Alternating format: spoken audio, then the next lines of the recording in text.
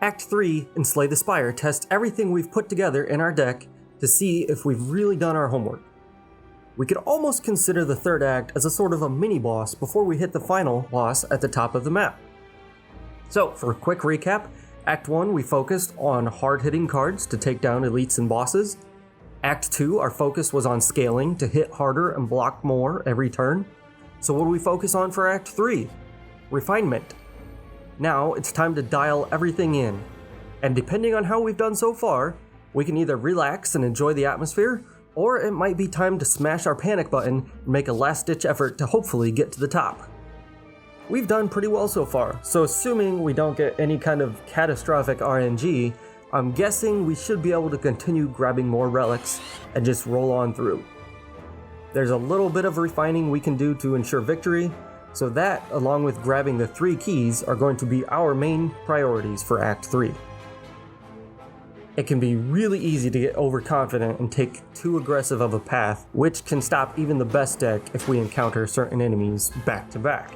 Finally, keep focused on scaling as much as possible. Our final boss, the Time Slug, scales every few turns, so we need to make sure to match that with attack and block. Since our combat is going to be pretty similar to the last video, this video is going to be a bit shorter, focusing on elites and events until we get to the boss and have some more difficult decisions. Mind Bloom is a great third act event where each choice is a great help. I'd like to maximize our shops coming up at the end, and with one on the next floor we can easily get rid of one of the 2 normality curses. We just need to make sure we get a chance to get rid of the other one. Normality is a curse that will grind even the best decks to a screeching halt if they're drawn at the wrong time.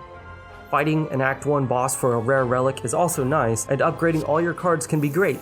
Just remember, Lizard Tail and Fairy in a Bottle are considered healing in this game, so those become useless if you upgrade all your cards.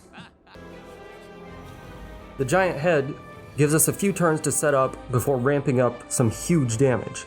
It has a crazy amount of health and it keeps scaling.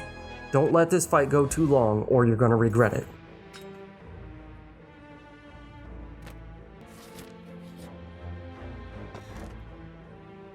Blue Candle is a great relic here to find after grabbing those curses.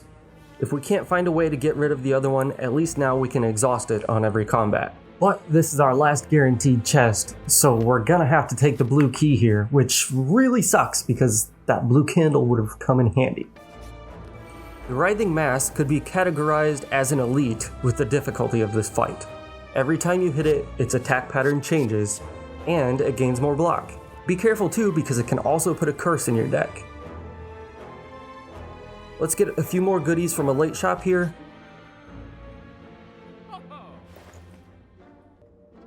I always love brass scales, it's going to come in handy later.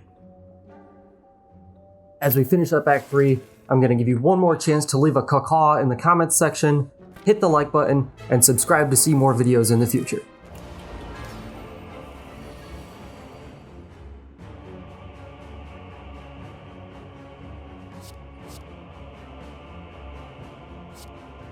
The Time Slug actively manipulates your play, as you have to plan ahead how many cards you have remaining before timeout. Luckily, we've been doing this the entire run since the Velvet Choker limits us to 6. We just need to make sure not to leave a turn with only 1 or 2 cards left, so keep an eye on that timer. He also gets significantly stronger every time we get to timeout.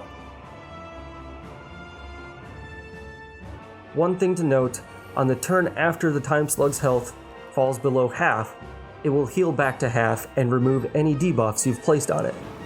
It also gives you some pretty serious debuffs by limiting your card draw and making you weak and vulnerable.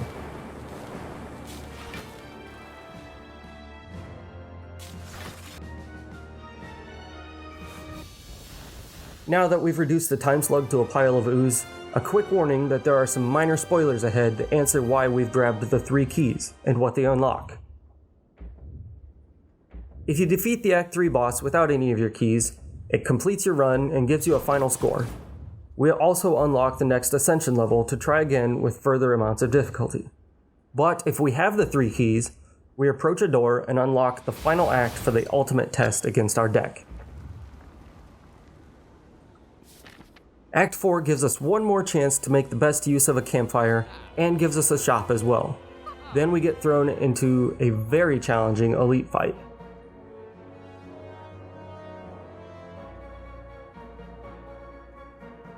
The Spire, Sword, and Shield absolutely punish us if we don't have a very fast answer to their hard hits.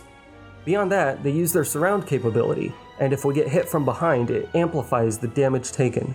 Focus on taking down one at a time so you don't have to take too much extra damage from surround. Data Disc and Bird-Faced Urn here are going to be nice and helpful as we prepare to take on the final boss.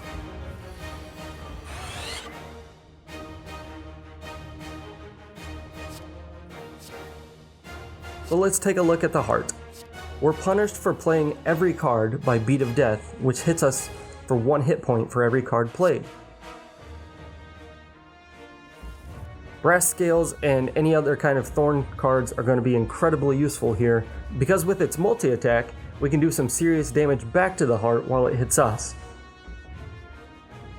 Take note here as well, you can only deal 300 damage to the heart per turn.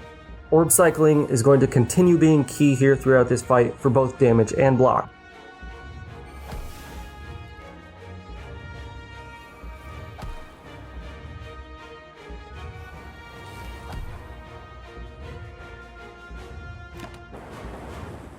And finally, when we get the heart low enough, it's going to gain more artifact and increase its strength, and it's going to do more damage for Beat of Death.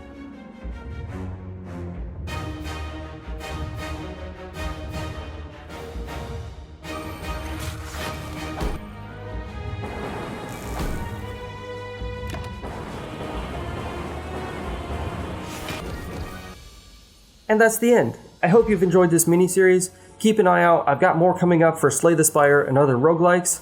Thank you all for joining me on this adventure, and I'll see you soon.